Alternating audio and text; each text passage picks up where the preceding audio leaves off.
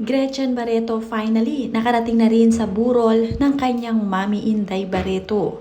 Mahal na mahal niya ang kanyang mami at ang kanyang kapatid na si Claudine Barreto. Dito nga ay nagsama-sama silang magkakapatid kasama na rin ang kanyang kuya Joaquin. Talagang sa bandang huli, sila-sila ding magkakapatid ang magtutulungan at magdadamayan. Ngayong ulila na silang lubos, talagang inisantabi na nila ang kanilang mga hidwaan. Panoorin at kung hindi pa nakasubscribe, don't forget to click subscribe and hit the notification bell to keep you updated. Siguradong masaya na rin sa itaas ang kanilang mami Inday dahil nga nakita na silang magkakapatid na magkakasama. Sabi nga ng kanilang kuya Joaquin Barreto, "I love you both so much. Mom is smiling in heaven. Wish come true for mom. Thank you, Lord."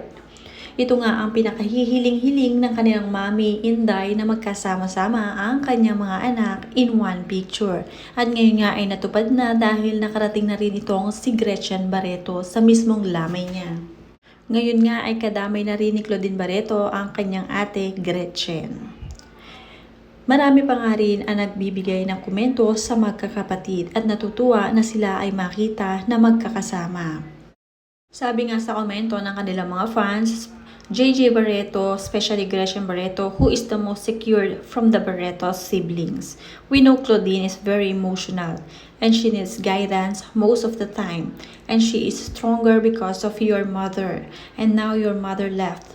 It is your responsibility as her eldest sibling to protect her and guide her, and that is the role of eldest. When parents are gone, Gretchen should take over that responsibility dahil matalino at financially stable siya. Sobra pa. Grabe din ang closeness ng magkapatid na si JJ at nitong si Claudine. Talagang pinoprotektahan ni JJ ang kanyang bunsong kapatid na si Claudine. Nakakatuwa dahil nga nariyan sila sa isa't isa at ang kanilang ate Greta na hindi kailanman ay talagang hindi sila pinabayaan. Pinipilit nga ni Claudine Barreto na siya ay maging strong at ipakita na strong nga siya dahil ito ang gusto ng kanyang mami Inday. Mula sa tagahanga na si April Loves, thank you Lord, our condolences and prayers again. Sir JJ, Miss Gretchen and Claudine Idol and the whole Barreto family. God bless you all. Rest in God's loving arms, Mami Inday. At mula naman kay Sweetie Pinks, naiiyak ako for La Greta and Claudine. Happy to see La Greta po. Our deepest condolences po sa inyo. Mula naman kay Eleanor Billion Sumera, si Mami Inday nakasmile dahil kompleto sila. Thank you Miss Gretchen Claudinians, love you so much and thank you Lord. Natutuwa sila dahil nakita na magkakasama na sila magkakapatid, especially sila Greta ang pinakaate ng Barreto sisters. Talagang kukumpleto ang araw ni Mami Inday dahil nariyan ang kanyang mga loving na mga anak. Si Claudine simula noon pa man ay hindi iniwan sa tabi ang kanyang Mami Inday. Talagang lagi siya nakagapay dito lalong-lalo na noong mga panahon na sila ay nagagamutan pa sa hospital. Ngayon na wala na si Mami Inday, sila Greta naman ang tatayo na parang mami nitong si Claudine. Sabi nga dito ng Claudinian fans, sabi dito hindi naman naging perfecto ang relasyon ng pamilya sa mga nagdaang taon at hindi maikakaila na nagkaroon ng maraming hindi pagkakaintindihan at sari-saring tampuhan. Nananatili pa rin ang isang bagay na hindi kailanman matitinag, ang pagmamahal at respeto para sa isang ina. Sa kabila ng lahat, ang pagkawala ng isang magulang ay laging may dalang lungkot, pangungulila at pagninilay sa mga alaala ng nakaraan. Nariyan din ang asawa ni Gretchen Barreto na si Tony Boy Cajuangco. Hindi rin iiwan ni Tony Boy ang kanyang asawa at lagi rin kadamay saan man magpunta lalo na sa mga ganitong pagkakataon na siya ay malungkot.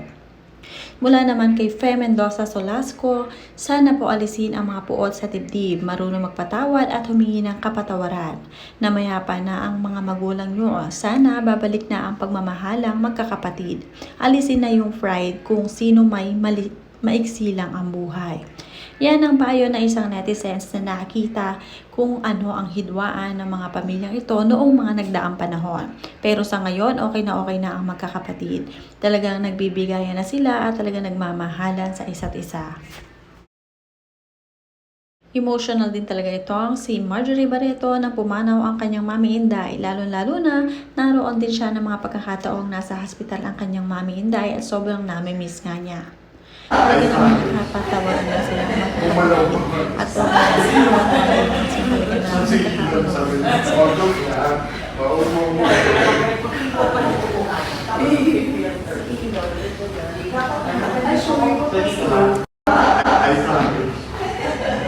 Pumalaw pa ba? Saan si Elon sabi niya? Joke yan. Huwag mo.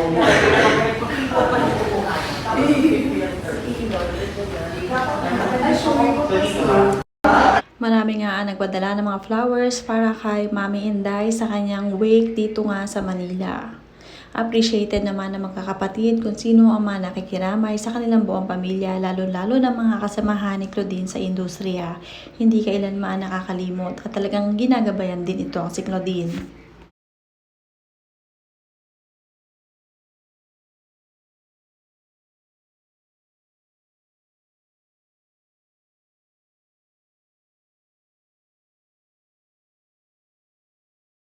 Bonggang-bongga din nga ang mga pagkain sa mismong lamay ni Mami Inday Barreto. Talagang may lechonan pang naganap dahil nga hindi basta-basta ang pamilya Barreto, marami ang pumupunta dito, siguradong hindi sila magugutom dahil sa dami ng pagkain doon.